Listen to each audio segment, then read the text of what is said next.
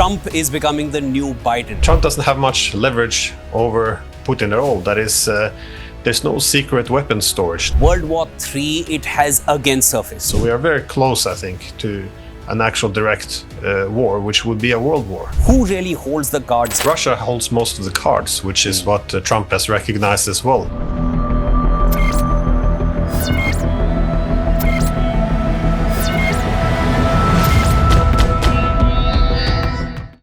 The entire world heard Donald Trump when he said that he could settle the Russia-Ukraine war in less than 24 hours or within 24 hours. How many sets of 24 hours have gone past and there is nothing close to a settlement between Russia and Ukraine even now? In the latest, Donald Trump has now said that Putin is playing with fire. While Putin did not respond to Trump's remarks directly, but a message did come from Russia through Russia's Security Council Deputy Chairman Dimitry Medvedev. He said that he only knows of one really bad thing, and that's World War III. And he hopes that Trump understands this. The message went directly to Trump, and no points for guessing who it was really coming from. Just recently, US and Europe allowed Ukraine to fire missiles wherever Ukraine wants, and that obviously means wherever it wants to fire inside Russia. Is the Trump administration going right back to the tactics that were used by the earlier administration over years? And we all know that we're standing in the fourth year of the Russia-Ukraine war. So clearly what results those earlier tactics reaped, it's for the entire world to see. Can Russia be coaxed into submission or any kind of negotiation? Can sanctions play any further role more than what they have in the last 3 years of trying to stop Russia from what they want to achieve? Who's really playing with fire here? Welcome to Game Plan. I'm Shivan Chandna. Joining me to discuss this further is Glenn Deason, Professor of International Relations, University of Southeastern Norway. Glenn, always a pleasure speaking with you. Welcome to Game Plan. Who's really playing with fire here? Is it Zelensky? Is it Putin? Is it Trump? Or is it Ukraine's Western backers? Well, Shivan, and thank you for having me back. I think everyone is playing with fire now, and everyone is racing very quickly up the escalation ladder. And we see now that any pretense of this merely being a proxy war is going away, as we're taking a very big step towards now a direct NATO-Russia war. And of course, there's a lot of outbursts and threats from the West, and we tend to focus here on how upset we are with Russia. But what's worth noting is that the patience in Russia is also very much wearing thin now. And it's become common for Trump to pretend that the US is now merely a mediator. He keeps saying this is not his war. At the same time, you have US Secretary of State Marco Rubio recognizing that this is a proxy war, much like Boris Johnson recognizes. It's been a proxy war since 2014, and the US under Trump continues to send weapons, continues to provide intelligence and the logistics, which contributes to killing thousands of Russian soldiers. Now, one can argue whether or not this is legitimate and for self-defense, by the way, also including targeting Russian cities. But nonetheless, this entails that the US as well as NATO countries have become a participant in this conflict. Indeed, they were a participant since 2014. So he wants to have it both ways. He wants to be a mediator, but he still wants to participate in the war. And it is a difficult dilemma, because the way he sees it, he needs to keep the pressure on Russia if you're going to have a political settlement. But still, this is not he's not mediating a Ukraine-Russia war. He's mediating a NATO-Russia war, a proxy war. And I think that this failure to address the conflict that it is his problem, because yes, he is becoming the new Biden. And as you mentioned, the Germans now are also, along with other Europeans, are threatening these long-range strikes, removing all restrictions on weapons. And this is also framed often as simply allowing Ukraine to defend itself. But this is usually long-range missiles, which would then be not just supplied by Germany, but operated by Germans as well in a proxy war. And this is a proxy war with Russia, which Russia believes that NATO started for the purpose of destroying Russia. So this is very serious. And the Russian military leaders now are arguing that it's both legitimate as well as necessary to strike back at the Europeans. Yes, Glenn, I find it very interesting that you see that Trump is becoming the new Biden. At least as far as their approach towards Russia is concerned, Trump seems to be going right down that same alley where we've seen Joe Biden struggle for years. And of course, we know as of now, we're in the fourth year of the war, so the war has not stopped. So that approach has not worked in the past. As of now, Trump says Putin is playing with fire. We understand everyone's perhaps playing with fire right now. Does Trump have any leverage over Putin to be giving such remarks or expecting any kind of a response? Well, no, not really. But let me first say that the Europeans and Ukrainians, their main objective has exactly been to pull Trump back into this war, as he indicated he wanted to divorce himself from it, which I believe that he truly does. But Trump doesn't have much leverage over Putin at all. That is, there's no secret weapons storage that the Biden administration, kept aside. The reason why, according to Biden, they began sending illegal cluster ammunition is because they ran out of artillery shells. So, and as you know, the U.S. Secretary of State Marco Rubio said, there's no magical sanctions. This is already Russia's the most sanctioned country in the world, and they're able to reduce dependence on the West and move beyond this. So. The only thing that this can do, more sanctions, will be to further push Russia into the arms of China, but also make negotiations more difficult. Again, something that the U.S. administration has said. So I don't think there's much of a leverage they have over Russia. And this means that if the Americans really want a peaceful settlement, the only pressure they have is over Ukraine, because Ukraine's fighting now, as I said before, with American weapons, their intelligence, using their logistics. So this is on the Europeans and Ukrainians. This is where the Americans have the leverage. So if they want to pressure a settlement, it's simply not they don't have any leverage against the Russians. This is just reality. So it's very peculiar when, recently a lot of this harsh rhetoric from Trump came because of the Russian strikes on Kiev, which I would add were quite terrible. We had the civilian casualties. I mean, by all means, this should be condemned if they want. But the problem here is it left out what happened before. Because Trump called this crazy. Putin had gone crazy. But why? But he did leave out the massive attack on Moscow, which preceded it. So again, one has to be able to put some context in. Otherwise, it all becomes very dishonest, or it could possibly even worse. It could be ignorance if he didn't actually know what preceded this. So I think he's overestimating what leverage he has over the Russians. There is a harsh so far, there's only been words, which we're constantly hearing from Trump, and those statements keep coming from the US president.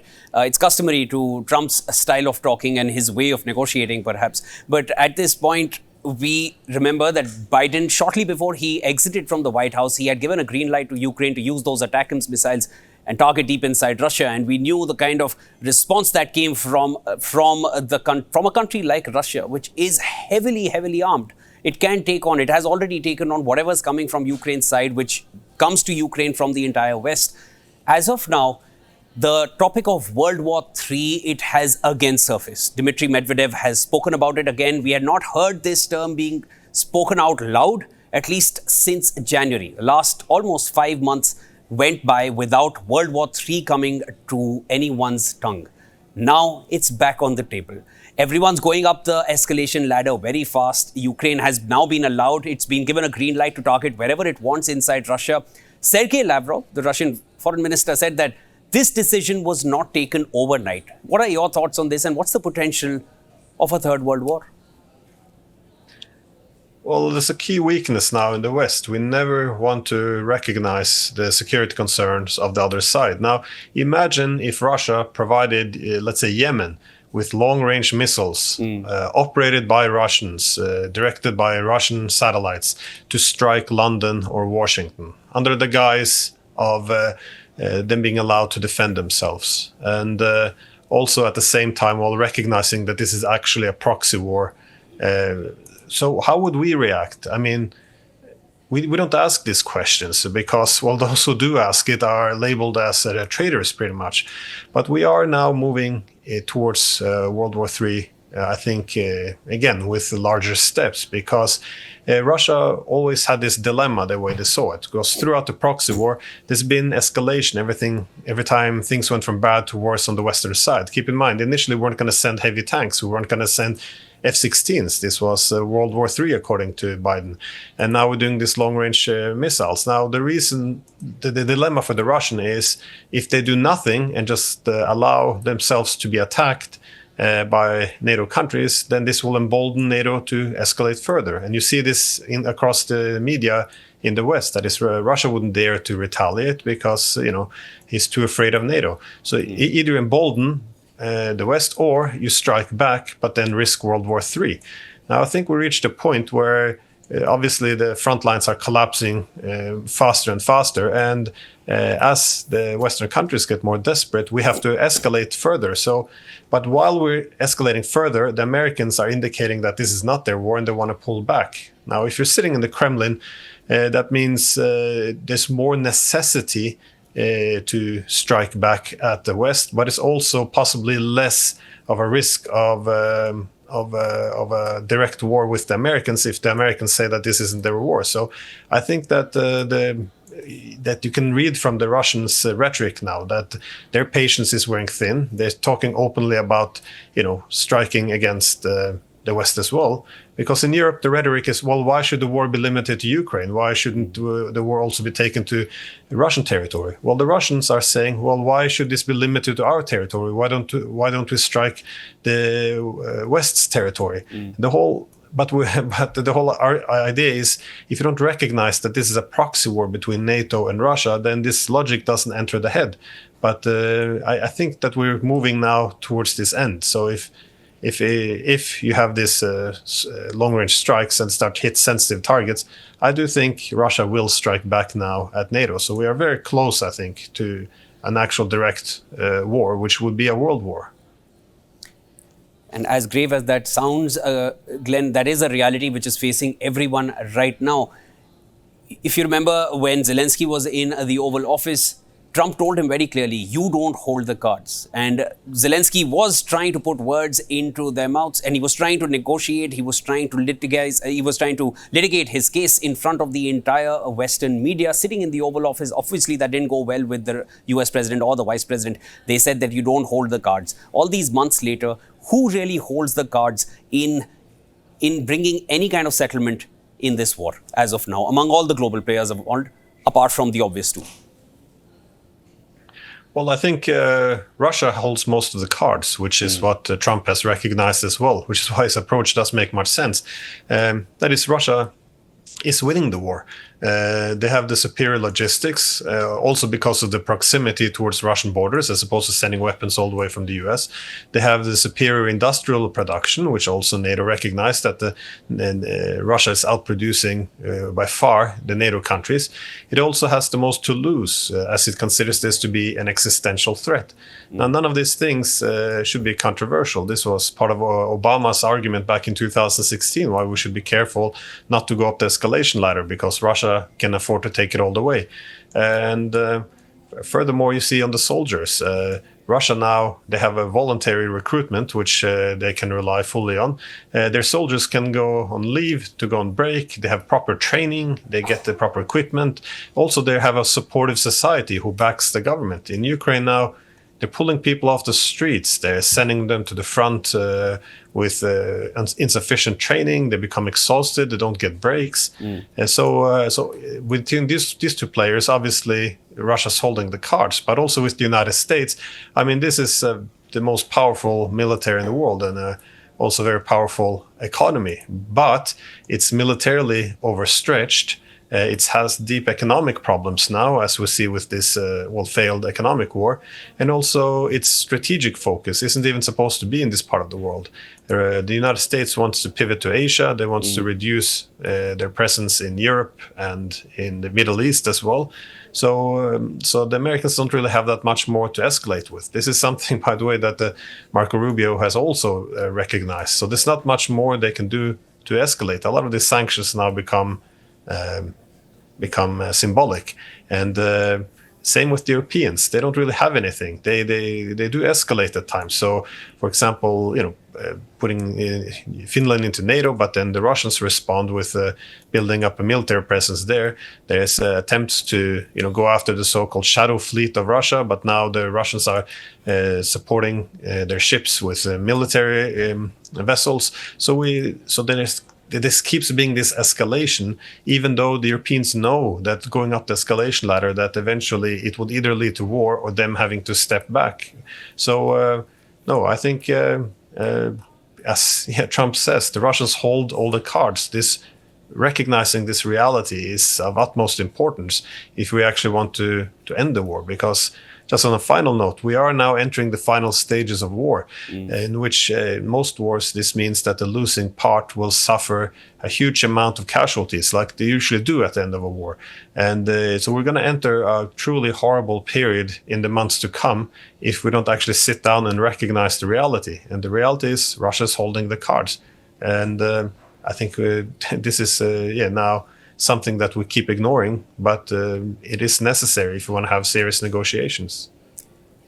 Glenn, you've made statements, and let me just repeat it very quickly for everyone watching this. Trump is going right down Biden's alley. Trump may just be the next Biden in terms of the approach he's taking towards Russia. Russia still holds all the cards when it comes to the negotiations or any kind of settlement. And the last 3 years of this same approach being taken by Trump now is testament to the fact that that had led to no real result. And apart from that, when it comes to Ukraine, they are being given a green light to target anywhere inside Russia. The last time they were given that kind of green light, it did not help. Where do things stand as of now? Well, World War III is once again becoming a topic of discussion. Things are really grave. We will be tracking everything that comes from the Russia-Ukraine front very closely. Big thanks to you, Glenn, for always joining in and giving us valuable inputs from your expertise. Thank you, Sean.